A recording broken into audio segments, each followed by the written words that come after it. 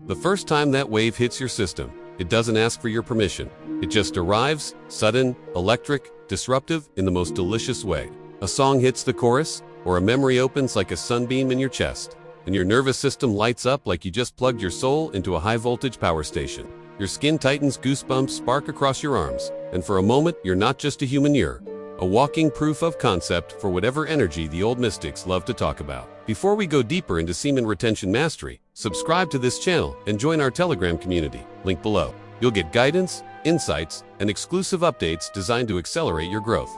Stay connected. Your discipline, focus, and transformation begin right here. People call it chills. Scientists call it frisson. Entire online communities call it ascension, vibes, aura, activation. Pick your flavor. But the experience itself, raw, intimate, a full system surge that feels way too meaningful to dismiss as a biological glitch. The wild part is how personal it feels.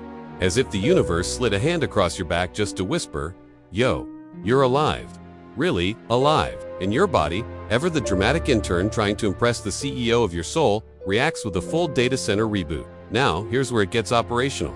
When people practice semen retention, no matter whether they're doing it for discipline, spirituality, testosterone, hype, or strut-up curiosity, those chills hit different, deeper, more textured.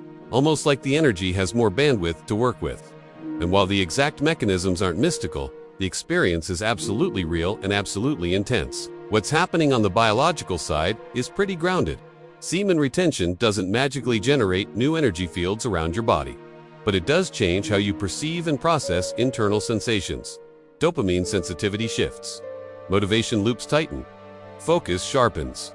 And your nervous system, free from constant hyperstimulation, becomes way more responsive to subtle internal cues. That responsiveness is what gives those chills a new dimension. It's like switching your brain from low-resolution Wi-Fi to enterprise-grade fiber optics. No new energy source, but suddenly you're noticing the internal signals that were always their signals. Most people scroll past like boring emails. Still, the subjective experience genuinely feels like energy rising. And that's worth exploring because internal narratives shape emotional states more strongly than most people admit. The body fires the signals, but the mind gives them meaning. When retention enters the chat, that meaning expands. Across cultures, people have tried to describe this internal surge with poetic precision. Prana, Kundalini, inner fire life force, Shakti, the glow. Corporate R&D departments would probably call it enhanced neuroelectric throughput optimization, because corporate jargon is allergic to romance. But the human experience underneath all those names is the same, a concentrated, upward-moving sensation that feels like purpose wearing a jetpack. Semen retention tends to amplify that sensation for one simple psychological reason. Delayed gratification sharpens attention. When you stop offloading your reward system on autopilot, your brain starts paying deeper attention to everything else. Emotional spikes feel higher. Chills feel stronger. Music hits harder. It's not supernatural, it's sensitivity, recalibrated. And when that recalibration kicks in, those waves of free songs start acting like internal strategy memos.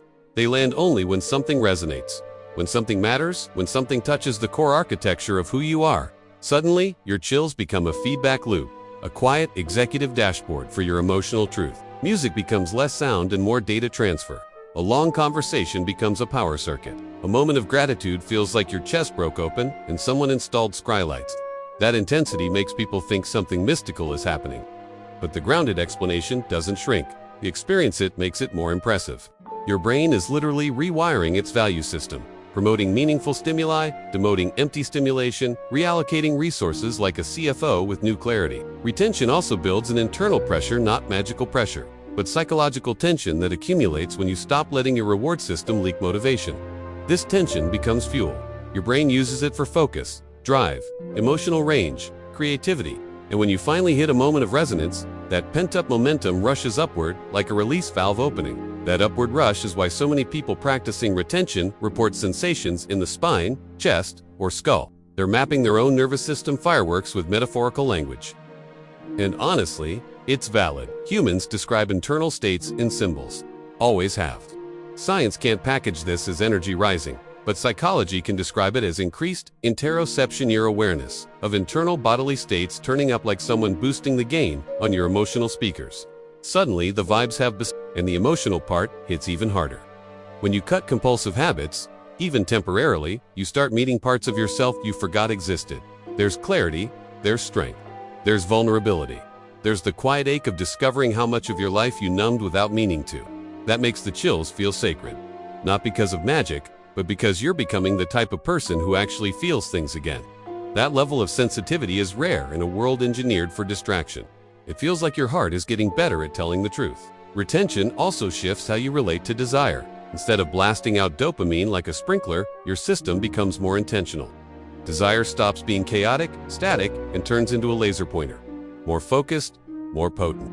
That potency bleeds into everything: work, purpose, ambition, relationships. It's the psychological equivalent of consolidating all your tabs and finally closing the ones that were draining RAM. And then there's the emotional maturity that sneaks up on you.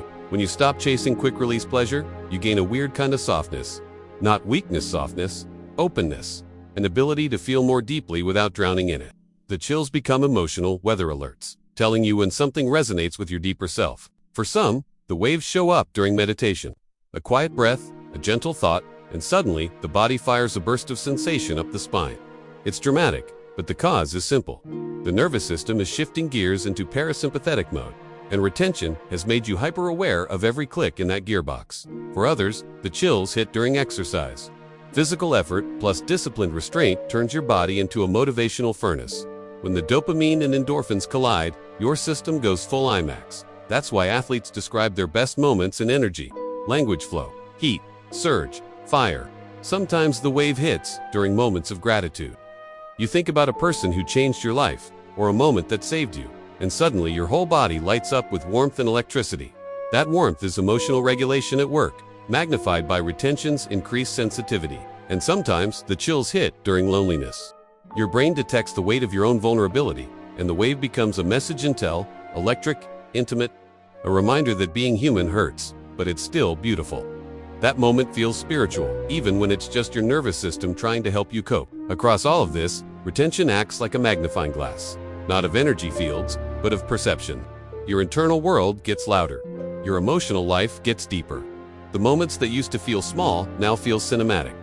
And yeah, the chills become front row VIP guests at that show.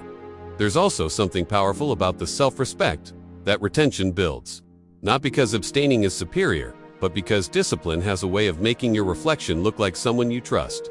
And when you trust yourself, your body reacts to meaning with more intensity. The chills become a loyalty signal from your own nervous system. This matters. Keep going. In those moments, people mistake the feeling for mystical ascension. But the grounded truth is better. It's you becoming aligned. Your emotions, your biology, your intentions, your habits. Alignment always feels like power, and power always feels like energy. Was this the fire you needed? Let me know by hitting like. More importantly, if you want this growth to be consistent, subscribe and join the team. When retention intersects with creativity, the waves get even stronger. Ideas spark, projects flow. Your brain is no longer fried by instant gratification, so your imagination stretches its legs, like a startup founder finally getting a clear runway for takeoff. When retention intersects with purpose, the waves turn into direction, a sense of mission, a feeling that your life has strategic value. That feeling isn't supernatural, it's the psychological coherence that comes from delaying gratification. When retention intersects with self-love, the waves turn tender, gentle, warm, like your body is saying, "You matter. You really matter." Chills become a love language between you and yourself. When retention intersects with pain, emotional or physical, the waves turn cathartic. A deep tremor, a rising warmth, and suddenly you're shedding old versions of yourself. Not because something mystical is happening, but because discipline changes how you process suffering. The real power here isn't the energy. It's the awareness, the discipline, the emotional retention just sharpens the lenses. Those waves of frisson become markers of internal growth. Quiet metrics of your emotional KP is signals that your nervous system is functioning with clarity instead of chaos. Call it energy, call it vibe, call it life force, if that language helps. But the grounded truth is simple. The chills are your brain's way of telling you something meaningful is happening. Retention makes that message louder, and that loudness feels like awakening. Not spiritual awakening, but psychological awakening, the kind that changes how you move through the world. The connection between frisson and retention isn't mystical at all. It's how discipline rewires your relationship with pleasure, meaning, and emotional resonance. The chills aren't magic.